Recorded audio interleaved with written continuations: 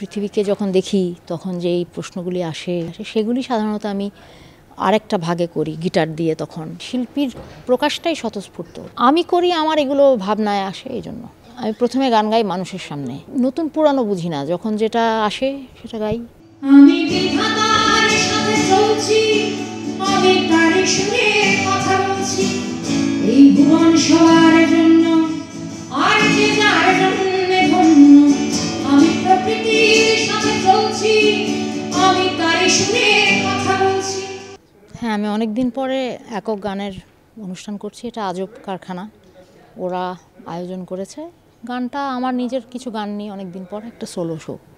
একটা অংশে গিটার, দেশের গান আমার নিজের যা করি তাই, আর একটা অংশে পিয়ানো, যেখানে পিয়ানো সেশনটাতে সাধারণত অনুভূতির কি বলবো, যেগুলো আত্মজিজ্ঞাসামূলক সম্পর্কের গান, এই ধরনের মন কেন্দ্রিক গানগুলো। আর বাকিটা হলো আমি পৃথিবীকে যখন দেখি তখন যে এই প্রশ্নগুলি আসে, সমাজকে দেখি, দুনিয়াকে দেখি, তখন যে প্রশ্নগুলি আসে সেগুলি সাধারণত আমি আরেকটা ভাগে করি গিটার দিয়ে। তখন মোটামুটি যেগুলোকে বলে বিদ্রোহের গান।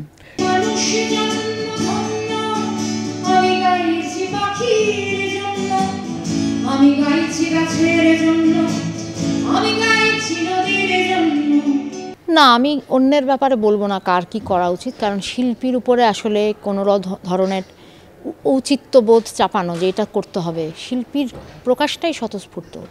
সে বাঁশি বাজাবে না, সে প্রেমের গান করবে না, সে পূজার গান করবে, এটা তার ব্যাপার। আমি করি, আমার এগুলো ভাবনায় আসে। এই জন্য অনেক গান নতুন, অনেক রেকর্ডিং করছি, ওগুলো আস্তে আস্তে আসবে। পুরনো কিছু গান আছে যেগুলো রেকর্ড করা হয়নি।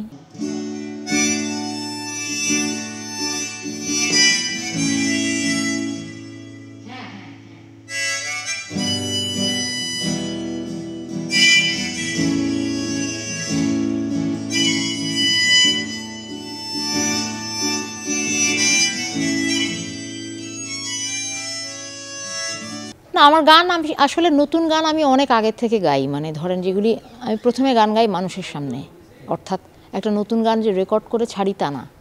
গানটা প্রথমে গাওয়া হয়ে যায় মাঠে, কোনো একটা প্রতিবাদ সভায় গেছি, ওখানে গাওয়া হয়ে যায়, তো ওইটা নতুন থাকে না।